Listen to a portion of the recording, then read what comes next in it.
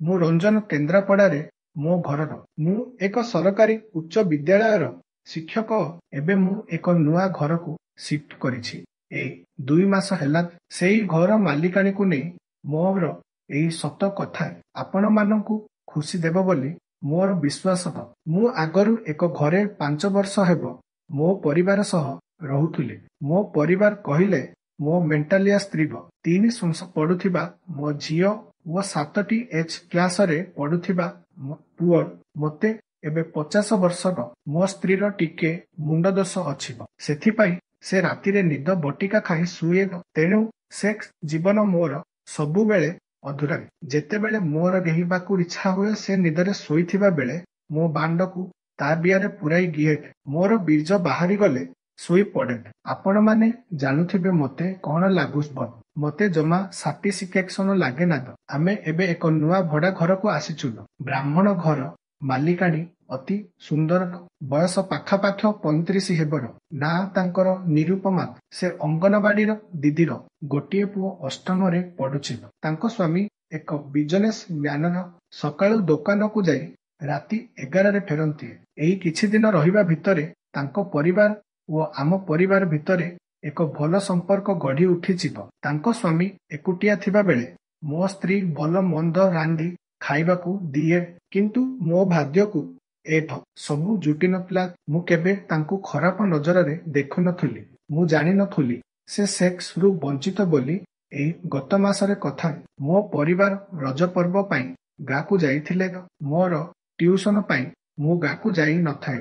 ଘର ମାଲିକଙ୍କ ପୁଅ ତା ମାମୁଁ ଘରକୁ ଯାଇଥାଏ। ନିରୁପମା ଘର ମାଲିକାଣୀ ମୋତେ ସାର୍ ଆଜି ରାତିରେ କଣ ଖାଇବେ ବୋଲି ପଚାରି ପାଇଁ ଆମ ରୁମକୁ ଆସିଲେ। ପ୍ରଥମ ଥର ତାଙ୍କ ରୂପକୁ ମୁଁ ଆଖ ପୁରାଇ ଦେଖିଲି। ପୁରା ସେକ୍ସି ମାଇକିନିଆ। ଦୁଧ ସାଇଜ 36 ହେବ। ଗାଣ୍ଡି ମସ୍ତ ହୋଇଛି। ଦେଖୁ ଦେଖୁ ମୋ ପ୍ୟାଣ୍ଟ ଭିତରେ ବାଣ୍ଡ ଠିଆ ହୋଇଗଲା। ଘରେ କେହି ନଥିବାରୁ ମୁଁ ଗୋଟେ ବ୍ରଡବାଇଜର ବିୟର ମାରିଥିଲି। ମୋତେ ଟିକେ ହାଲକା ନିଶା ହୋଇଥାଏ। ସେ ମୋତେ କହିଲେ ସାର୍ କଣ ଖାଇବେ କୁହନ୍ତୁ, ମୁଁ ରୋଷେଇ କରି ଦେବି।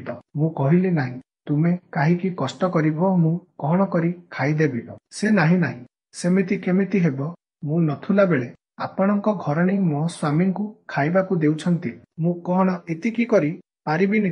ଆଜି ସେ ଏକ ଟୁରରେ ଯାଇଛନ୍ତି। 2 ଦିନ ପରେ ଫେରିବେ। ପୁଅ ତ ନାହିଁ। ଆପଣ ଓ ମୁଁ 2 ଜଣ ଖାଇବା। ମୁଁ ରୋଷେଇ କରୁଛି।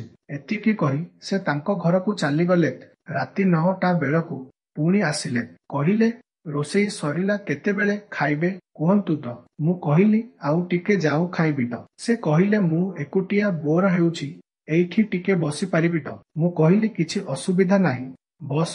ସେ କହିଲେ ଆପଣ ବହୁତ ଭଲ, ସରକାରୀ ଚାକିରି କରିଛନ୍ତି, କିଛି ଅସୁବିଧା ନାହିଁ। ମୁଁ କହିଲି ସେ କଥା ଠିକ ଯେ, ହେଲେ ଆଇ। ସେ କହିଲା ହେଲେ କଣ? ମୁଁ କହିଲି ନାହିଁ, କିଛି ନାହିଁ। ଏମିତି ଗପିବା ଭିତରେ ସେ ମୋ ବାଙ୍ଗ ଆଡକୁ ଖାଲି ଅନଉଥାନ୍ତି। ମୁଁ ତାଙ୍କ ହାବଭାବରୁ କିଛି ଜାଣି ପାରୁ ନଥାଏ। ସେ ଜାଣିଦେଲେ କି ମୁଁ ନିଶାରେ ଅଛି। ସେ କହିଲେ କଣ ଭାଉଜ ନାହାନ୍ତି ବୋଲି ଏସବୁ ଚାଲିଛି। ଭାଉଜ ଆସନ୍ତୁ, ମୁଁ କହିଦେବି।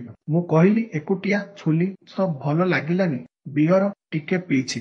ସେ କହିଲେ ମୋତେ ଟିକେ ଦିଅ। ମୁଁ ଆଶ୍ଚର୍ଯ୍ୟ ହେଲି ଏ କଥା ଶୁଣି। ସେ କହିଲେ ଆପଣ ବ୍ୟସ୍ତ ହୁଅନି, ମୋର ବି ଟିକେ ଅଭ୍ୟାସ ଅଛି। ମୁଁ କହିଲି ହେଉ ଠିକ ଅଛି, ତୁମେ ଖାଇବା ରେଡି କର, ମୁଁ ଯାଉଛି ଆଉ 2ଟା ବିୟର ଆଣୁଛି। ମୁଁ କାଉଣ୍ଟର ଯାଇ 2ଟା ବିୟର ଧରି ଆସିଲି। ଦୁହେଁ ସାଙ୍ଗ ହୋଇ ଖାଇଲୁ, ତା ସହିତ ବିୟର ପିଇଲୁ। ତାଙ୍କୁ ଧୀରେ ଧୀରେ ନିଶା ଧରିଲା ପରେ ସେ ପୁରା ଖୋଲା ଖୋଲି କଥା ହେଲେ। ସେ ସାର୍ ଆପଣ ବହୁତ ସୁନ୍ଦର, କିନ୍ତୁ ଆପଣଙ୍କ ସ୍ତ୍ରୀ ଏମିତି କେମିତି? ମୁଁ ଆପଣଙ୍କ ସ୍ତ୍ରୀ ହୋଇଥିଲେ ଭଲ ହୋଇଥାନ୍ତା। ଏତିକି କହି ସେ ମୋ ପାଖକୁ ଲାଗି ଆସିଲେ। ମୁଁ ତାଙ୍କ କାନ୍ଧରେ ହାତ ଥୋଇଲି। ସେ କିଛି କହିଲେ ନାହିଁ। ମୁଁ ତାଙ୍କ ଦୁଧକୁ ଦୂରେ ଦୂରେ ବ୍ଲାଉଜ ଉପରୁ ପିପିଲି। ସେ ଡର ହେଲେ। ମୁଁ ତାଙ୍କ ବ୍ଲାଉଜ ବୋତାମ ଖୋଲି ଦେଲି। ସେ ଭିତରେ ଧଳା ରଙ୍ଗର ବ୍ରା ପିନ୍ଧିଥିଲେ। ବ୍ରା ଉପରୁ ଦୁଧକୁ ପାଟିରେ ପୁରେଇ ଚୁଚୁମି ପକେଇଲି। ସେ ନିଜେ ବ୍ରାକୁ ଖୋଲିଦେଲେ। କହିଲେ ସାର୍ ଆଜି ମୋତେ ସନ୍ତୁଷ୍ଟ କରିଦିଅ, ମୁଁ ବହୁ ଦିନରୁ ଭୋକିଲା ଅଛି। ମୋ ସ୍ୱାମୀ ମୋତେ ଭଲସେ ଗେହି ପାରୁନି। ଦୋକାନରୁ ଆସି ଶୋଇ ପଡୁଛି।